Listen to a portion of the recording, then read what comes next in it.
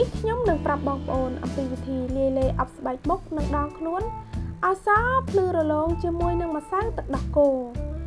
នេះគឺជារូបមន្តដ៏ល្អបំផុតសម្រាប់អ្នកដែលមានស្បែកស្ងួតនិងស្បែកស្រអាប់វានឹងធ្វើឲ្យស្បែកសភ្លឺថ្លានិងធ្វើឲ្យបងប្អូនមើលទៅក្មេងជាងវ័យ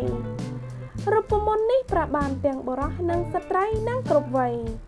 តោះទៅមើលវិធីធ្វើទាំងអស់គ្នាអ្វីដែលបងប្អូនត្រូវការនោះគឺឡេធ្វើឲ្យមុខស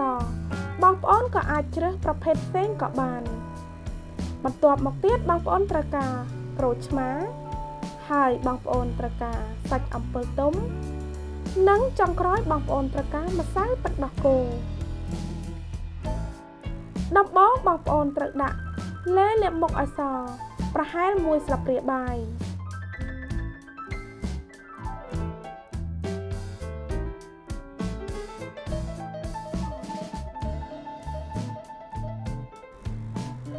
បន្ទាប់មកទៀតបងប្អូនត្រូវដាក់សាច់អំពិលទុំ2ស្លាបព្រាបាយ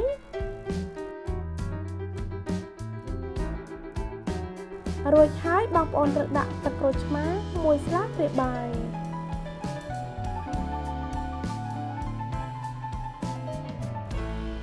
និងចុងក្រោយបងប្អូនត្រូវដាក់ម្សៅទឹកដោះគោប្រហែល1ស្លាបព្រាបាយ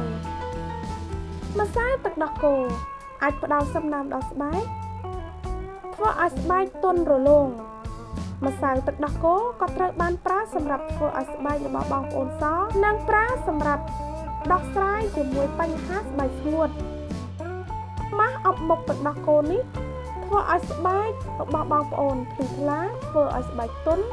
បន្ថែមភាពភ្លឺរលោងទៅលើស្បែកនិងបំបត្តិស្នាមជ្រីជ្រួញក៏គ្រឿងផ្សំទាំងអស់ឲ្យបានសព្វល្អបងប្អូនអាចរក្សាទុកក្នុងទូទឹកកករហូតដល់5ទៅ7ថ្ងៃ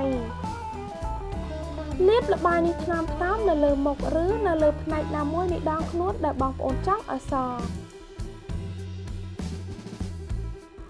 បន្ទាប់ពីលាបរួចរាល់ហើយទុកចោលរយៈពេល10ទៅ15នាទីលាងជម្រះចេញជាមួយទឹកធម្មតាលាបឡេឬក្រែមផ្ដល់សំណើមបន្ទាប់ពីលាងទឹករួចវានឹងធ្វើឲ្យស្បែករបស់បងប្អូនទន់និងសជាងមុនតាំងពីការប្រើប្រាស់លើកដំបូងសូមឲ្យវីដេអូនេះមានអត្ថប្រយោជន៍សម្រាប់បងប្អូនសូមចុចលើផ្ទាំងវីដេអូខាងលើដើម្បីមើលរូបមន្តនិងគន្លឹះបន្ថែមទៀត